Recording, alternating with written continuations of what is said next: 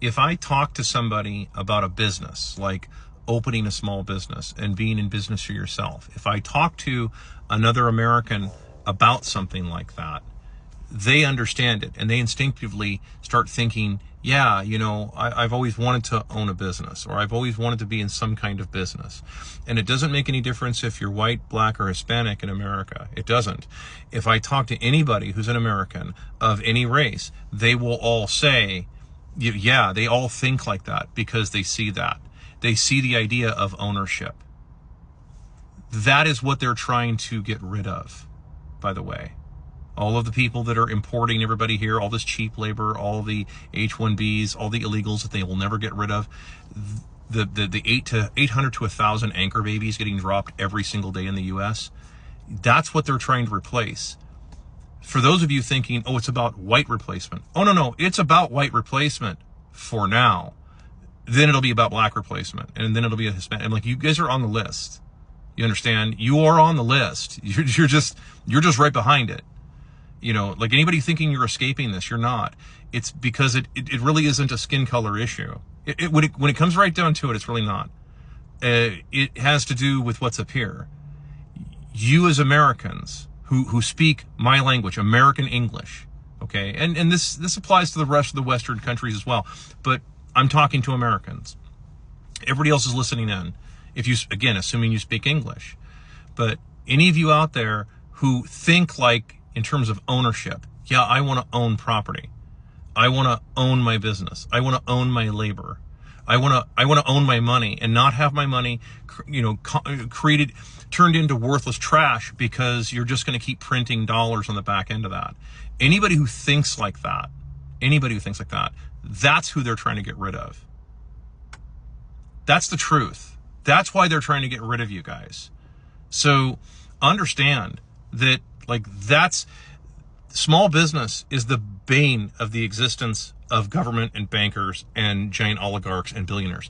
They hate small businesses because small business, it's outside of their operation, and then they can't control you. You're allowed to have an opinion that might be unpopular. See, right now, and this is the thing, is that right now you have employers that are saying, oh my God, somebody had this horrible opinion and I'm going to fire them. Okay, now listen to me. I'm not saying you can't do that, but I'm pointing out that precedent, now think about it, imagine having a country where nobody owns anything.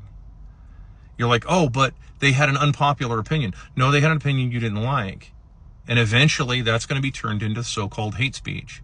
And it's fine if you're in the majority, as with all things. This is just something to be very cautious about. If you're always in the majority, it works out for you just fine.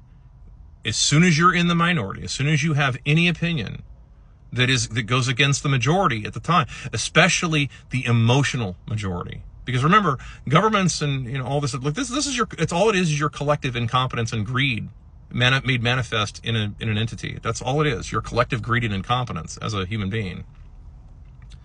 So you have to be on guard for this kind of stuff.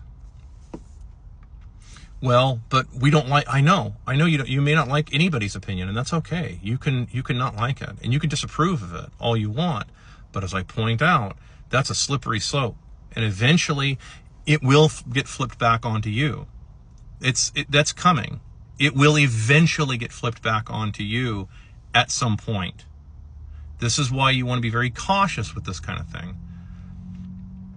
Small business ownership is outside of that typically. So that's why they want it gone, because then you're able to have your own opinion, especially if you own your property, right? Imagine owning your land, like for real owning it, not this fake ownership thing that they keep peddling nowadays. No, but you actually own your land, you own your building, you own your means of production, right? Okay, I mean, it's just, or you're vertically integrated. I have to say means of production, and my commie followers understand what I'm saying. If I say vertical integration, then all my capitalist followers know what I'm talking about.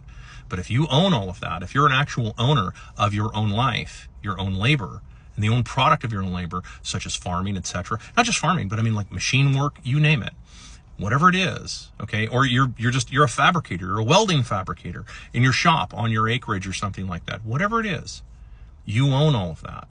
and you're very difficult to control. That's what they want to get rid of right there. They don't want any more Marv Heemeyers. If you don't know who that is, look him up. They don't want that. That for very specific reasons, because the guys like Marv Heemeyer are dangerous, right? You are supposed to be dangerous as an American citizen. You are supposed to be extremely dangerous. Every one of those people in the government, no matter who they are, all 546 of them in DC, should be absolutely terrified of you. They should be absolutely terrified of you. That's as far as I can take that comment. But just note, let me give you the Kubrick stare. That, yeah, you're supposed to be like, they should be more terrified.